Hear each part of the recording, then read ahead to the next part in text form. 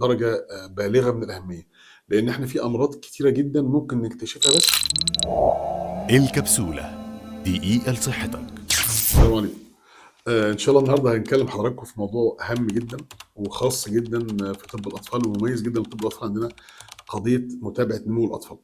طبعًا عندنا بنتابع الأطفال في أول سنتين في محيط الراس والوزن والطول، وده مهم خالص، يعني مهم درجة بالغة من الأهمية، لإن إحنا في أمراض كتيرة جدًا ممكن نكتشفها بس نتيجة إن إحنا الطفل بدأ يتأخر سواء في وزنه أو في محيط راسه أو في طوله، بس. يعني مجرد أنا أكتشف بس إن الطفل بدأ عنده يحصل تأخر في الparameters ال3 دول، أبتدي أفكر إيه السبب وأبتدي أدوّر عن إيه، عن اللي خلّاه يتأخر كده.